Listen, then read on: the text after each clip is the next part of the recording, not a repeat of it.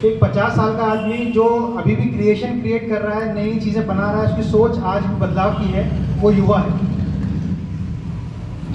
मेरे हिसाब से अगर आप कंट्रीब्यूट नहीं कर पाए सोसाइटी को तो आप एक लाइबिलिटी बन जाते हैं। युवा एक ऐसी स्टेज को, ऐसे पड़ाव को बोलते हैं लाइफ में जो बचपन के बाद आती है, एक समझदारी आती है, जब हम मैच्योरिटी हासिल कर लेते हैं। पहले के टाइम में युवा एज 18 से 20, 18 से 22 मानी जाती थी। जैसी मैच्योरिटी आई और एक एज के बाद क्योंकि हम लोगों का लाइफ स्पैन भी कम था, हम लोग 50 एज में मरते थे, 60 में मरते थे, तो युवा का वक्त लिमिटेड था। अब जैसे आप तक जिन्होंने बताया, ये बढ़ते बढ़ते 15 से 35 हो चुका है और मेरे हिसाब से बढ़ते बढ़ते आगे 15 से 40 और 45 तक जाएगा, क्योंकि ना केवल हमारा लाइफ स्पैन बढ़ रहा है, हमारे सोचने का तरीका, हमारे काम करने का तरीका सब बदल रहा है।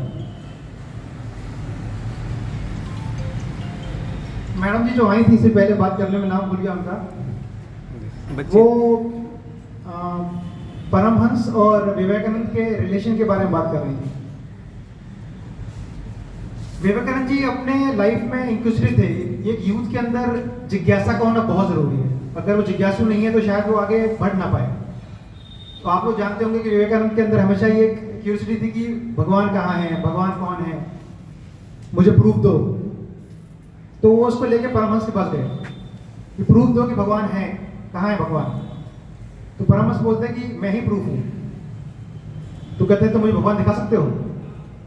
तो परमहंस ने उनको लेटाया और उनकी छाती पे पैर रखा और उस समय विवेकानंद जी को समाधि हासिल हुई थोड़ी देर के लिए और मेडिटेशन का फील हुआ।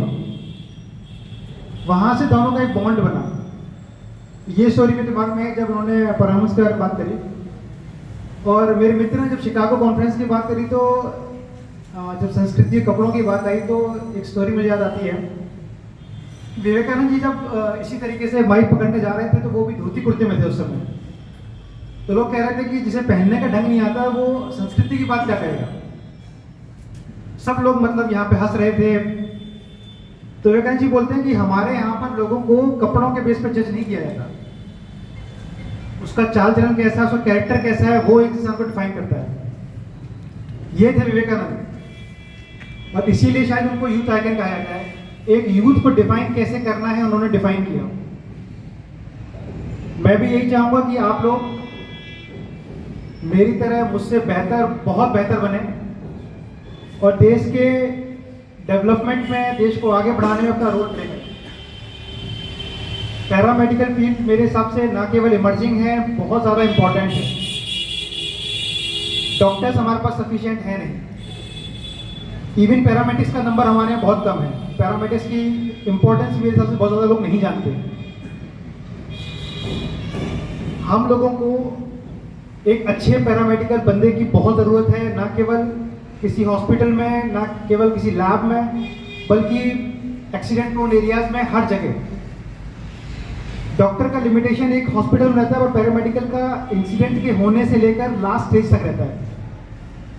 मैं चाहूँगा आप लोग इसी तरीके से मन ला के पढ़ें, जो आपको प्लेटफॉर्म मिला है उसको यूज़ करें। आगे आपको कुछ और करने का मन है तो वो करें और इस देश को बेहतर बनाएं। Thank you.